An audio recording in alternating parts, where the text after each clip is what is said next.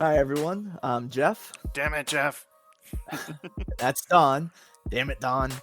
And we want to welcome you to DGG Presents. We're your two favorite damn good games creators and game masters.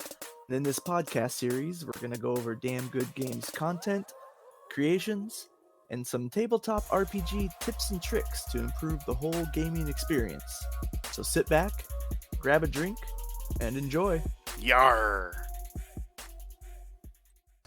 Welcome back, everybody. On this installment of DGG Presents, we're going to be talking about character creation for the Marches campaign. So, first of all, not necessarily the most important, but definitely an important part of character creation, stats. Yep, ability scores. How are we doing it, Don? Standard ability score rolling where you roll 4d6 and drop the lowest, and that's your score. Also, have a thing set up to make each character heroic. You have to have at least two 15s in your rolls, otherwise you gotta re-roll the entire set. This makes sure that you have at least two pretty decent heroic stats. We also have an optional rolling method where whatever you roll in your first ability score roll is what you place in strength, and you just go down the list after each roll. This helps you develop some pretty interesting characters, and I think it's a cool challenge that a lot of people will really enjoy, even if they're apprehensive in the beginning. Yeah, I'll definitely say I was apprehensive the first time I did it. I rolled a character that had a high strength, a very, very low dex, and when I say very low, 5. The score was 5. And a high con, so my first 3 rolls I was stuck with this character. Turned out to be one of my favorites ever. So, again, this is an optional rule. We're not going to make everybody abide by this, but we do encourage you to give it a shot, because it can, flex your brain muscle a little bit and give you interesting characters that you may not have considered or played otherwise. Yeah, stepping outside your comfort zone and really developing these characters can be a lot of fun and really challenging, but that's what makes it fun, I think. I agree. So next, we're going to talk about leveling. We're using a modified milestone system for leveling of characters. Yes. Modified milestones we're still working out the exact details, but the basic concept is each milestone you get is, like, for instance, if you're level 1 and you need to get to level 2, you'd have to get 2 milestones and then spend them to achieve level 2. At that point, your milestones would reduce back down to 0, and then you'd have to get 3 more milestones to get from level 2 to level 3, and so on. This helps you be able to plan out your progression and help develop your character in a way that you'd be a little bit more gamified, but also it reduces the need of all the bookkeeping that comes with experience, which can be a real nightmare in Marches. It really can. As far as gaining milestones, that's going to vary per session. So we're not going to get heavily into that. That'll just happen as it comes.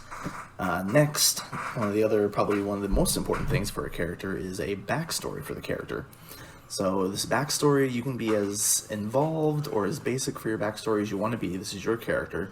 The only thing that we do require is that your backstory fits the setting. Yep, gotta start in Ordell, everybody. The culture of Ordell is the only place that was, as far as Marches is concerned, was the safe place for civilization when this cataclysm happened.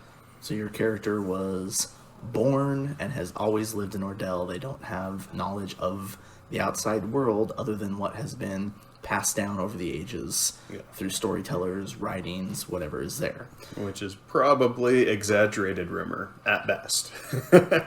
So what this means is a lot of the exotic languages are being reserved solely for races that get those languages innately. Work with your DM if you have a good reason to have another language in your backstory. We'll probably allow it, but just kind of make it a good reason. Talk to your DM about it before it's allowed. And then, as we touched on a little bit, there's limitations to knowledge, like Don said. A lot of the surrounding area is going to be stuff. Any of the regional history is not really going to be recorded inside Ordell. I mean, they were just trying to survive, all of these refugees placed here. So a lot of the information around the surrounding areas is stuff that's going to have to be discovered through exploration. And that's one of the cool things about a Marches game, is you get to discover this world that's ancient and hasn't been touched by explorers before. And then another part is all characters, since you've been born, raised, lived in Ordell your entire life, you're going to have knowledge of the town rules. There are some iron laws that are in place. There's a separate document that outlines those, so we're not going to touch on all the individual ones here. And think of crime and punishment. I mean, they're pretty common sense things, but it's definitely important to observe those and decide whether or not your character would stick to them or not. If you have a character that decides for some reason to break some of them, that's fine. We're not going to not allow that, but just be warned, if they are caught, there could be consequences. Yeah. So, I mean, we don't want to discourage that kind of gameplay. If that's what you want to do, cool. You play the game that is fun for you and you want to enjoy, just there could be consequences and they may come into play. Just be warned. Yeah. So the other thing now is each character, as well as your backstory being tied to the settlement of Ordell, each character is going to be part of a guild.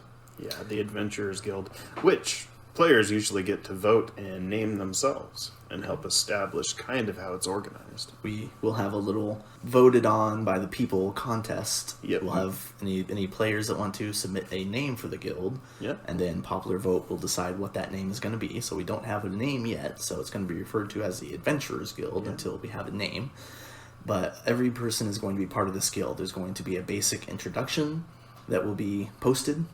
Part of the reason for this introduction is for other people to know who's there, also for the DMs to know who's there. Yeah, and so kind of what motivates your character, because it may be interpersonal dynamics in the party, it may be what your character desires in an adventuring group and what their overall kind of plan is. I mean, a lot of that kind of is mixed in there. And part of this will be finding a image of some sort. It can be one you've drawn yourself, one a friend has drawn, one you find.